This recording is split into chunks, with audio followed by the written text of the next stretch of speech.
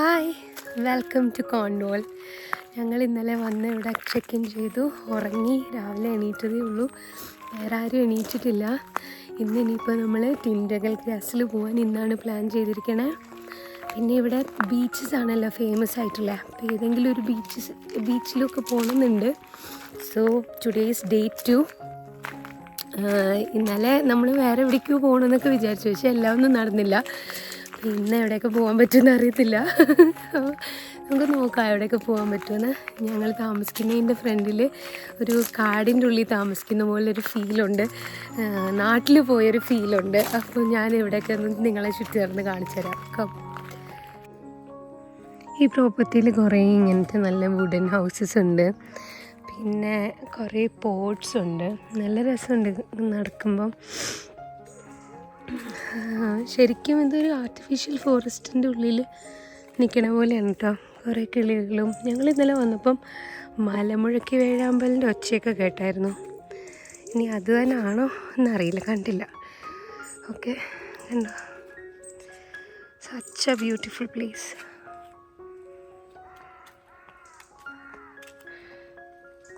ഇവിടെ ഉണ്ടല്ലോ ഭയങ്കര പീസ്ഫുള്ളാണ്, ആരും അധികം ഒച്ചയൊന്നും ഉണ്ടാക്കുന്നില്ല. ഇതൊരു കണ്ട എൻ്റെ പുറകിലുള്ള കോട്ടേജ് കണ്ടോ, ഇതൊക്കെ സിംഗിൾ കോട്ടേജസ് ആണ്. പിന്നെ ഇത് ക്യാമ്പിങ്ങിനുള്ള സൈറ്റാണ്. അതിൻ്റെ അപ്പുറത്തെ സൈഡിലേക്ക് ക്യാമ്പിങ്ങിന് ഉള്ള ഏരിയ ആണ്. അവിടെ ആരും ഉണ്ടോയെന്നറിയില്ല, അവിടെ ഫുള്ള് പ്രോപ്പർട്ടീസൊക്കെ വെച്ചിട്ടുണ്ട്.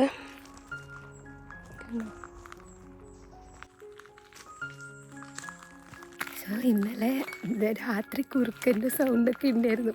ഞങ്ങൾ 4 കൂടി വന്നുകൊണ്ട് കുഴപ്പമില്ല. ഞാൻ ഒറ്റയ്ക്കാണ് വന്നിരുന്നത്, അനുവിൻ്റെ കൂടെ വന്നിരുന്നെങ്കിൽ പുറത്തോട്ട് ഇറങ്ങാൻ സമ്മതിക്കത്തില്ലായിരുന്നു പേടിച്ചിട്ട്. അല്ലെങ്കിലും എനിക്ക് പേടിയൊക്കെ ഉണ്ടായിരുന്നു. നമ്മൾ താമസിക്കുന്ന പോഡിൻ്റെ അകത്ത് ടോയ്ലറ്റ് ഇല്ല.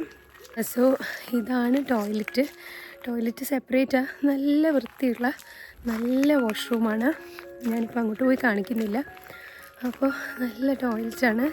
നമ്മൾ താമസിക്കുന്ന പോടെന്ന് പറയുന്നത് ഇതേ ആ കാണുന്നതാണ്, ആ കാറിൻ്റെ പുറകിലുള്ള ആ പോടാണ് നമ്മൾ താമസിക്കുന്ന പോട്.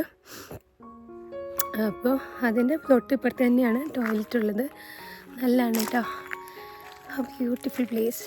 ആൻഡ് രാവിലെ ഞാൻ മാത്രമല്ല എണീറ്റുള്ളൂ, അപ്പോൾ ഞാനിങ്ങനെ നടന്ന് ഇവിടെയെല്ലാം കാണുമായിരുന്നു.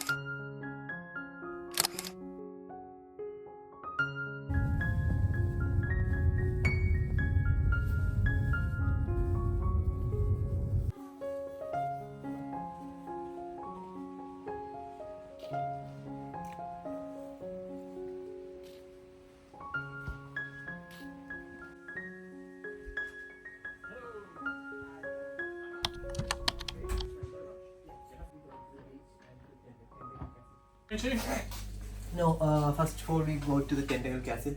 Which is up there. Up there. Yeah. So we go there and we'll go somewhere surrounding there.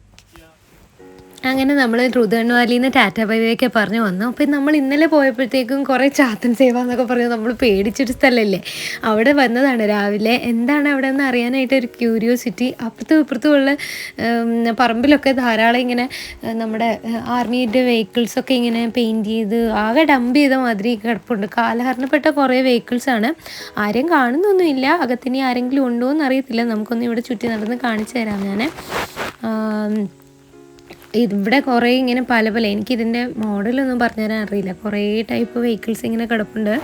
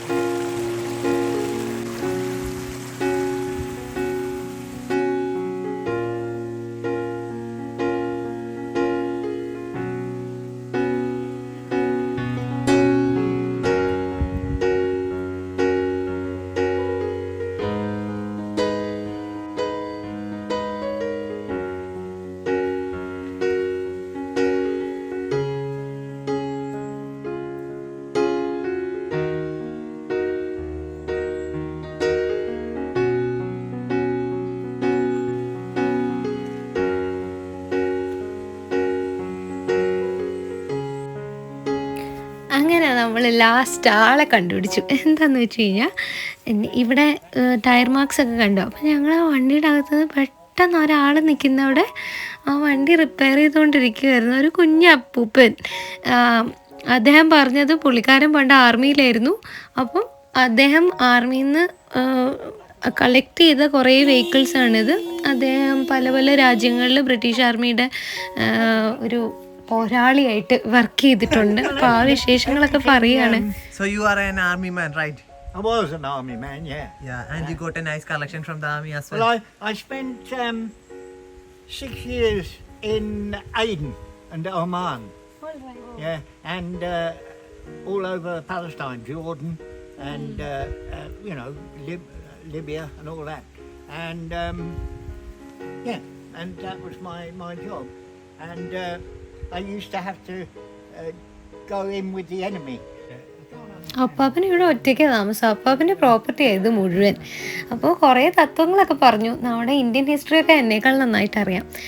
11 പൂച്ചയുണ്ട് പുള്ളിക്കാരന്. ആദ്യം 2 പൂച്ചയെ വളർത്തിയതാണ്. ഒരു ദിവസം രാവിലെ ഉറക്കം എണീക്കുന്നിടത്ത് ആ പൂച്ച പ്രസവിച്ച് 10 കുഞ്ഞുങ്ങൾ.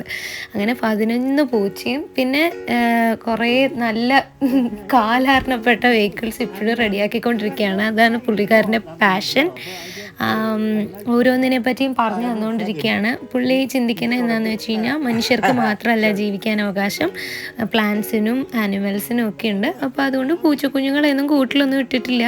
ഇങ്ങനെ അങ്ങ് പ്രകൃതിയോട് ഇണങ്ങി ജീവിക്കുന്നു. Hello, camera. How are you today? Yeah.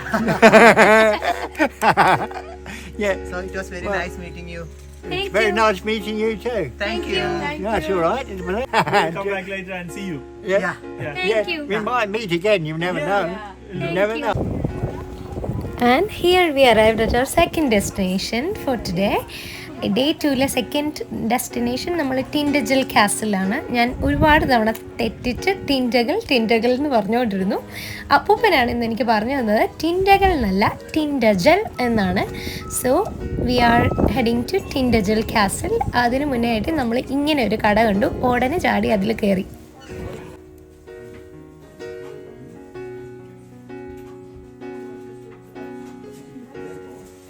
ഇതൊരു സൊവനിയേഴ്സ് ഒക്കെ വിൽക്കുന്ന കടയായിരുന്നേ. അവിടെ കുറേ വെറൈറ്റീസ് ഉണ്ടായിരുന്നു. നമ്മൾ ടിൻഡഗൽ കാസിലിൽ പോവാം. അത്യാവശ്യം തണുപ്പുണ്ട്. എനിക്ക് ഇന്നലത്തേനേലും തണുപ്പ് തോന്നുന്നുണ്ട്. ശകലം വെയിൽ വന്നായിരുന്നു, നല്ലതായിരുന്നു. ഞങ്ങൾ അവിടുത്തെ കടയിൽ കയറിയിട്ട് ഞങ്ങൾ എന്ത് വാങ്ങി, ഒരു കോൺവോൾ എന്ന് എഴുതിയ ഒരു ഫ്രിഡ്ജ് മാഗ്നറ്റ് വാങ്ങി. നമ്മളിങ്ങനെ വന്ന് പോകുമ്പോൾ നമുക്കൊരു സൊവനിയർ പോലെ എന്തെങ്കിലും വാങ്ങണമെന്നുണ്ടായിരുന്നു. അപ്പോൾ അത് നല്ല ക്യൂട്ടായിട്ട് തോന്നി. അപ്പോൾ നമ്മളത് വാങ്ങി. ഓക്കെ, നടക്കാം. അല്ല, അതാണെന്ന് തോന്നുന്നു ഗ്യാസിൻ്റെ. അതാണോ ഗ്യാസ്? ആയിരിക്കത്തില്ല, അറിയില്ല. നടന്നു പോയാലേ അറിയാൻ പറ്റുള്ളൂ.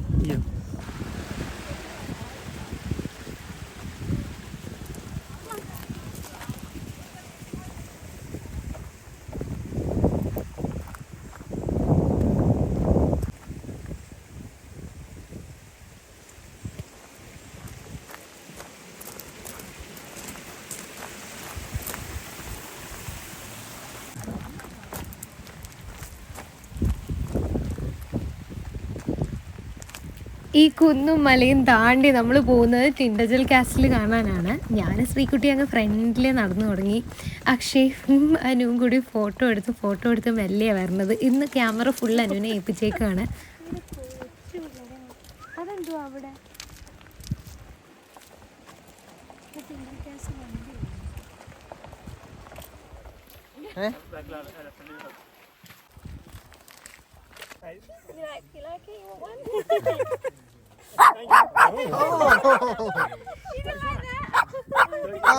സോറി. നെഞ്ചിടിച്ച് പുറത്ത് വന്ന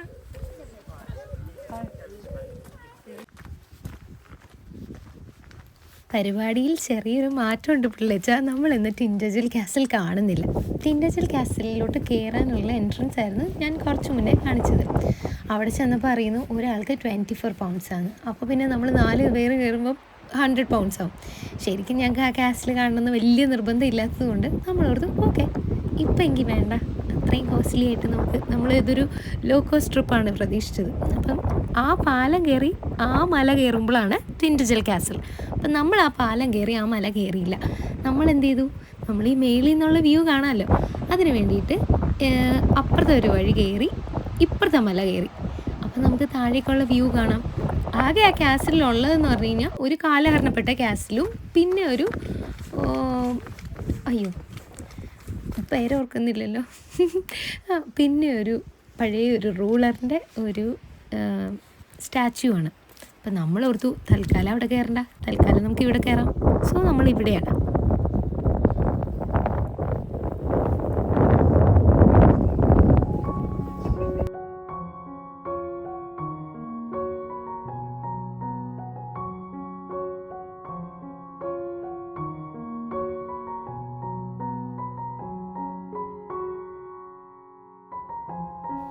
സത്യം പറയട്ടെ, വലിയ ഡിസപ്പോയിൻമെൻ്റ് ഒന്നും ഉണ്ടായില്ല കേട്ടോ. കാരണം ഇവിടെ നിന്നുള്ള വ്യൂ അത്ര സ്പെക്ടക്കുലർ ആയിരുന്നു, അത്ര അടിപൊളി വ്യൂ ആയിരുന്നു. ഒരു സൈഡിൽ എന്തൊക്കെയോ കുറേ മലകളും, അങ്ങനെ നല്ല രസമുണ്ടായിരുന്നു കാണാൻ. സോറി ഗൈസ്, നമ്മൾ ടിൻഡജൽ കാസിൽ പോയില്ല, നെക്സ്റ്റ് ടൈം. അപ്പം ഞങ്ങൾ ടിൻഡജൽ കാസിൽ കാണാൻ പറ്റുമായിരുന്നു അവിടെ മേളിൽ ചെന്നിട്ട്. അവിടെ പോയിട്ട് ഇറങ്ങി വരുവാണ്. സോ അടുത്ത് നമ്മൾ എങ്ങോട്ടാണ് പോകുന്നത്?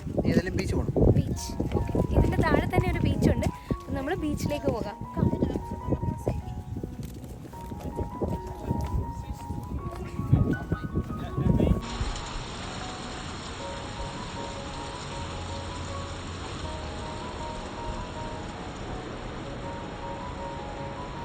ഞാൻ നേരത്തെ പറഞ്ഞില്ലേ ടിൻഡജൽ കാസിലിൻ്റെ ഉള്ളിലൊരു പ്രതിമയുണ്ടെന്ന്. അത് കിങ് ആർതറിൻ്റെയാണ്. ഇതാണ് ആ പ്രതിമ, ഇതാണ് അവിടുത്തെ പെക്യുലിയറിറ്റി. നമ്മൾ ഐസ്ക്രീം വാങ്ങാൻ ക്യൂ നിൽക്കുക. ഇവിടുത്തെ ആൾക്കാരുടെ ഏറ്റവും നല്ലൊരു ക്വാളിറ്റി എന്നാണെന്നറിയുമോ, ആരും ക്യൂ തെറ്റിച്ച് കയറില്ല. എവിടെയാണെങ്കിലും നല്ല കൃത്യമായിട്ട് ആ ക്യൂവിൽ നിന്ന് 1 hand ഡിസ്റ്റൻസിൽ നിന്ന് ആ ക്യൂ തീർന്ന് നമ്മുടെ കാര്യം നടത്തി പോരും. സോ അതുകൊണ്ട് ആർക്കും പരാതിയില്ല.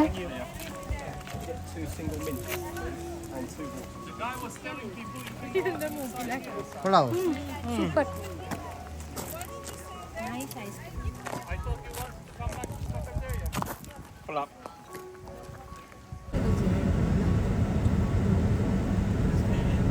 ഞാൻ സർഫ് ഹെയർ ചെയ്തിട്ട് സർഫിങ് ചെയ്യട്ടെ, അങ്ങനെ ഉണ്ടാവും. ഹായ്, അങ്ങനെ നമ്മൾ ബീച്ചിലെത്തി. ഈ ബീച്ചിൻ്റെ പേരെന്താണ്? പോൾസൺ. ആ ഇപ്പൊ പറഞ്ഞു ബീച്ച്.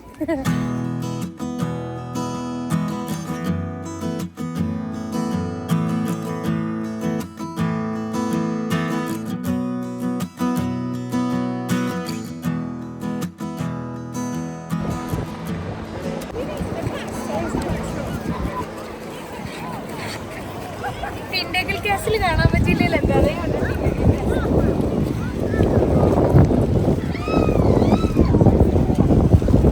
പിള്ളേരൊക്കെ വന്ന് മറ്റേ ബക്കറ്റും കോരിയൊക്കെ ആയിട്ടോ വരുന്നത്. എന്നിട്ട് അവരൊക്കെ അവിടെ ഇരുന്ന് ഓരോ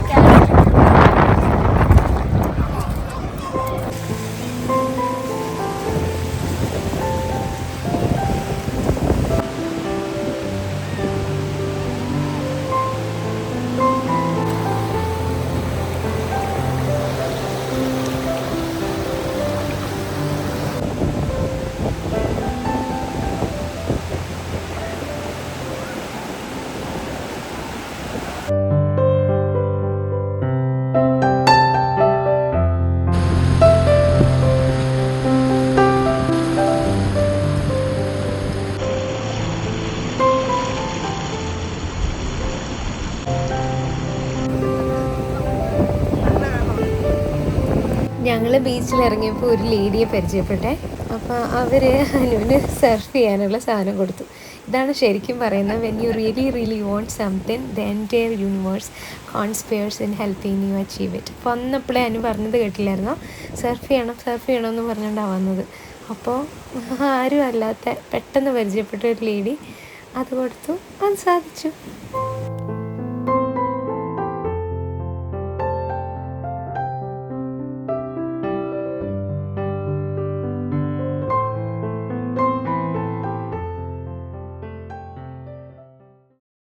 So here comes the end of the Cornwall trip. അങ്ങനെ ഡേ 1 കഴിഞ്ഞു, ഡേ 2 കഴിഞ്ഞു. ഡേ 2 ഒരു ഇപ്പം എത്ര മണിയായി? ഒരു 5-6 മണിയായി കാണും. നമ്മൾ വീട്ടിലേക്ക് തിരിക്കുവാണ്. രാത്രിയൊക്കെ ആകുമ്പോഴേ വീട്ടിലെത്തുള്ളൂ. അപ്പം നിങ്ങൾക്ക് എൻജോയ് ചെയ്യാൻ പറ്റുന്ന രീതിയിൽ ഞങ്ങളുടെ ആ ട്രിപ്പ് കൊണ്ടെത്തിക്കാൻ പറ്റിയെന്ന് ഞാൻ വിചാരിക്കുന്നു. അപ്പോൾ see you with another video. Bye. Thanks for watching.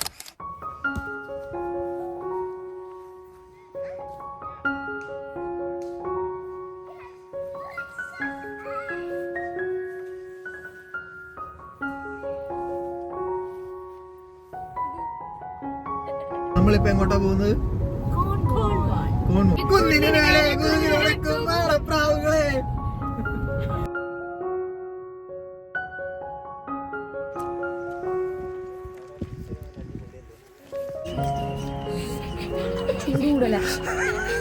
തണുത്തിട്ട് കഴിച്ചാ പോരെ, ധൃതിയൊന്നും ഇല്ലല്ലോ. വിശക്കുന്നുണ്ട്, പിന്നെ കഴിക്കല്ലേ.